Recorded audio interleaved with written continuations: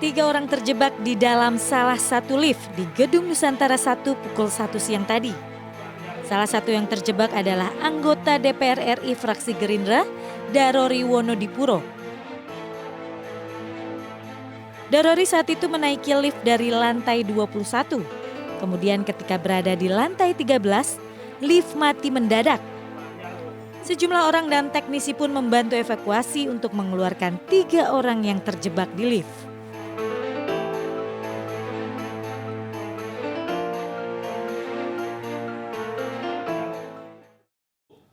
Guru agama yang melakukan pelecehan dan kekerasan seksual terhadap murid tengah menanti vonis hukuman. Mereka memperkosa belasan murid mulai dari mengiming-imingi nilai bagus hingga mengancam korban yang anak di bawah umur.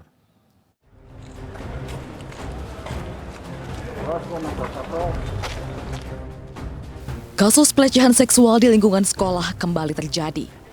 15 siswi sekolah dasar di Cilacap, Jawa Tengah menjadi korban pencabulan yang dilakukan Muhammad Asef yang merupakan seorang guru agama. Pelaku mengiming-imingi korban dengan memberikan nilai bagus mata pelajaran agama. Aksi bejat Muhammad Asef terkuak saat orang tua salah satu korban melaporkan kasus ini ke polisi. Pelaku mengaku mulai beraksi sejak September lalu saat pembelajaran tatap muka kembali digelar. Jam istirahat, ini saya contoh case ya, salah satu korban. Ketika jam istirahat, korban tetap di dalam ruang kelas. Gurunya yang lain sekarang ada beberapa yang tinggal di kelas. Nah inilah yang kemudian aksi yang tidak pantas atau aksi bejat ini diluncurkan oleh si guru SD. Dengan iming-iming, modusnya adalah kamu akan dapat nilai agama yang bagus. Pelecehan dan kekerasan seksual oleh guru agama juga terjadi di Bandung, Jawa Barat. Pelaku adalah Heri Wirawan, pemilik pesantren di Cibiru, Bandung. Ia memperkosa 12 muridnya, bahkan diantaranya hamil dan melahirkan.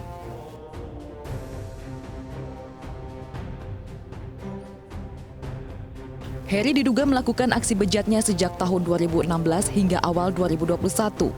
Kasus perkosaan Heri kepada muridnya sudah masuk ke pengadilan. Saksi yang diperiksa pun merupakan para saksi korban.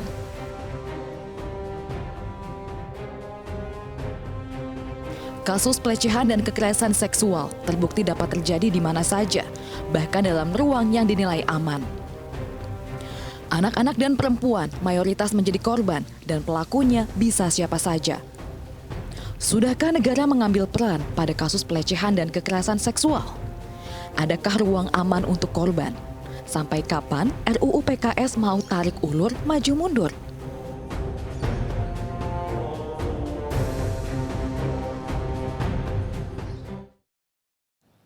Bagaimana mengatasi masalah yang terus berulang ini dan apa hukuman yang bisa membuat jera para pelaku?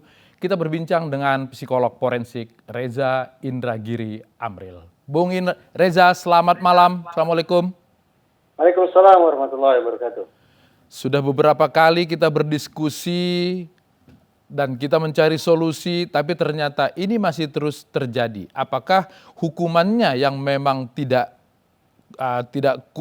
terlalu tegas sehingga bisa membuat jera, atau ada hal lain yang membuat ini terus terjadi lagi? Peristiwa yang menyedihkan sekaligus menyakitkan hati ini memang tampaknya mendorong kita untuk kembali membuka bahkan merevisi Undang-Undang Perlindungan Anak. Bahwa hukuman maksimal 15 tahun atau tambah 5 tahun jadi 20 tahun dirasakan belum cukup setimpal bagi manusia bejat yang melakukan perbuatan sedemikian jahat. Kalau saya pribadi terus terang berharap untuk kelakuan yang sudah sedemikian ekstrim, patutnya negara bersikap lebih tegas yaitu menjatuhkan hukuman mati. Oke. Tapi penting kita ingat bahwa kalau kita memang ingin menekan kasus-kasus kejahatan seksual terhadap anak, maka tidak cukup hanya bagi kita berbicara tentang berapa berat hukuman yang harus ditimpakan kepada pelaku. Ada 5 atau 6 dimensi, mulai dari preemptif, preventif, represif, rehabilitatif, reintegratif, dan juga pemberian restitusi. Nah, seluruh dimensi itu semestinya harus kita sapu bersih untuk menekan terjadinya peristiwa-peristiwa serupa di waktu yang akan datang. Oke. Dari 5 dimensi itu, mana yang mendesak untuk segera kita lakukan? Memang yang paling mudah untuk dilakukan tak lain tak bukan adalah merevisi undang-undang. Karena relatif apabila DPR dan pemerintah sudah sekata, tidak butuh waktu lama untuk melakukan revisi. Itu yang terjadi pada revisi kedua atas Undang-Undang Perlindungan Anak. Hanya dalam tempo sekian bulan, finalisasi revisi sudah dilakukan. Tapi kalau kita berbicara tentang pencegahan, maka kita bicara tentang dimensi preemptif dan preventif, menurut saya ini jauh lebih kompleks. Kenapa? Karena tadi sudah dinarasikan. Peristiwa atau kejahatan semacam ini berlangsung dalam ruang tertutup, dan acap kali korban sadar tidak sadar berada dalam penguasaan sepenuhnya pelaku, sulit untuk keluar dari lingkungan yang tertutup untuk mencari pertolongan. Nah, hal-hal semacam itu tentu saja sangat relevan pada dimensi preemptif dan preventif. Butuh waktu yang tidak sebentar saya pikir, dan butuh keterlibatan sekian banyak pihak untuk memastikan bahwa kedua dimensi ini bisa terkelola dengan baik. Baik, oke.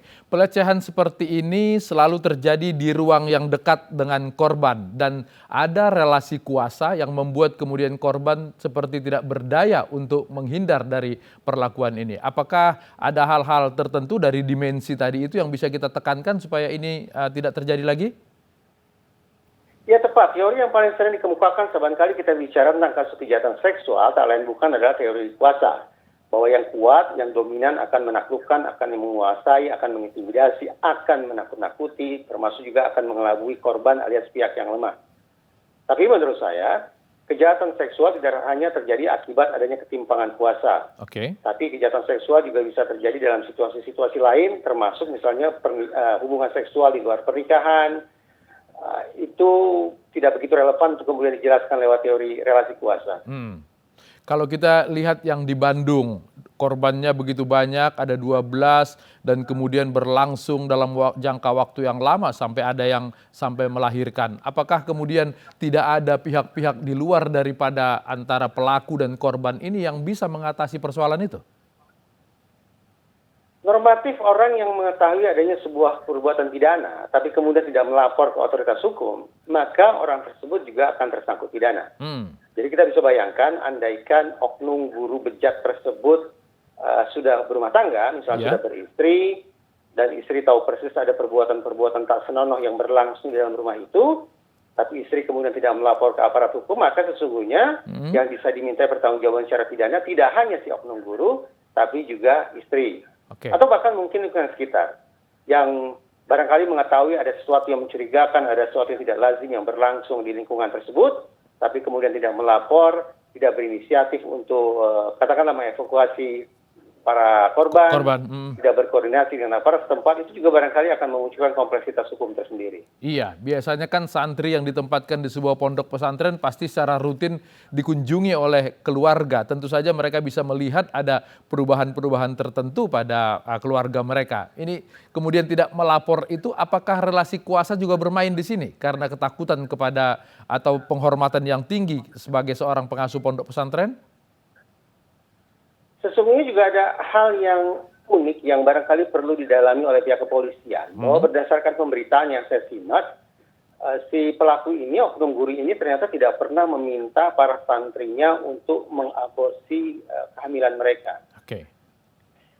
Barangkali kita tidak semata-mata bicara tentang adanya ketimpangan relasi kuasa. Tidak semata-mata berbicara tentang perkosaan. Ada orang dewasa yang melakukan hubungan seksual terlarang dengan anak-anak. Tidak semata itu.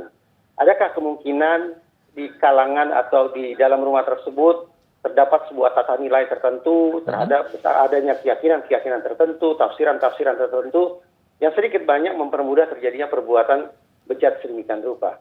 Nah, kalau memang diperkirakan ada tata nilai tertentu yang relevan untuk didalami, maka sudah kita tidak semata-mata bicara tentang masalah hukum, tapi barangkali juga ada faktor sosiologis, faktor psikologis itu sudah pasti, faktor budaya yang mempengaruhi hingga sampai terjadinya peristiwa ini. Setelah kejadian ini kemudian para anggota dewan, kemudian juga dari kementerian mengusulkan satu hukuman kebiri. Sebelum Anda berkomentar apakah hukuman kebiri ini layak, saya pengen tahu, ini hukuman kebiri sudah pernah dijalankan belum di Indonesia? Aturan hukum tentang kebiri sebetulnya sudah ada bahkan sampai level peraturan pemerintah. Jadi sudah diturunkan, diimplementasikan secara lebih rinci di dalam peraturan pemerintah. Tapi sepanjang ingatan saya berjalan, walaupun sudah ada hakim yang menjatuhkan pengenaan perlakuan tambahan yaitu kebiri, namun hingga saat ini tampaknya belum pernah ada predator seksual terhadap anak yang dikebiri. Oke, jika itu dilaksanakan, apakah hukuman kebiri ini termasuk jenis hukuman yang bisa membuat jera?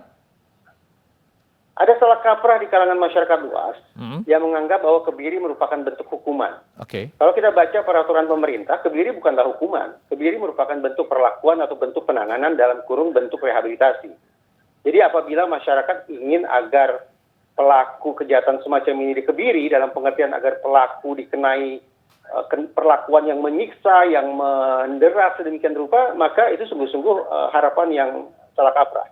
Oke. Kebiri sama sekali tidak diposisikan sebagai bentuk penyiksaan, kebiri bahkan tidak diposisikan sebagai hukuman, tapi kebiri justru dijadikan sebagai salah satu bentuk pengobatan. Artinya jika seseorang dikebiri, dia tetap harus menjalani pidana hukuman, penjara?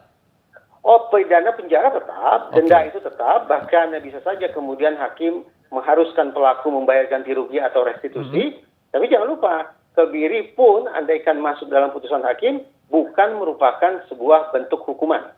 Bukan cara untuk menyakiti si pelaku, tapi justru untuk mengobati si pelaku. Oke. Nah, kalau itu bukan bentuk hukuman, berarti kemudian dari segi efek jera tidak tercapai atau bagaimana, Bung? Nah, begini. Dalam praktek di sekian banyak negara, kebiri memang berdasarkan penelitian terbukti efektif. Efektif untuk menekan tingkat residivisme si pelaku, agar pelaku tidak mengulangi perbuatannya. Namun dengan catatan, kebiri yang efektif macam itu hanya akan bekerja berdasarkan permintaan si pelaku sendiri. Jadi hakim tidak bisa secara sepihak mengabaikan aspirasi dari terdakwa langsung mengatakan Anda dikebiri, tidak bisa. Sekali lagi, kalau kebiri kita harapkan bisa berfungsi secara mujarab atau efektif, maka kebiri itu harus dilakukan memang semata-mata berdasarkan permintaan si pelaku saja. Kalau pelaku menolak, kalau pelaku tidak berkeinginan untuk dikebiri, tapi kemudian dikebiri, justru saya khawatir akan muncul kompleksitas secara psikologis di kemudian hari. Oke, artinya kemudian bukan hukuman sehingga kalau pelaku tidak mengikuti karena dianggap sebagai pengobatan maka tidak boleh dijalankan. Tepat, di luar negeri sedemikian rupa. Tapi di Indonesia berdasarkan regulasi yang sudah saya baca, tidak ada ketentuan bahwa hakim harus menanyakan ke terdakwa. Apakah Anda bersedia atau ingin atau tidak dikebiri. Nah, tinggal lagi kita berharap bahwa khazanah pengetahuan majelis hakim cukup luas untuk kemudian mengetahui secara pasti bahwa satu hal yang penting untuk dicari tahu selama proses persidangan berlangsung adalah seberapa jauh terdakwa bersedia atau ikhlas untuk dikebiri dalam rangka menyembuhkan dirinya sendiri. Terakhir Bung Reza, dari perspektif korban, supaya kemudian korban punya keberanian untuk melawan dan kemudian melaporkan perbuatan tidak yang tercela kepada mereka, apa yang harus ditekankan?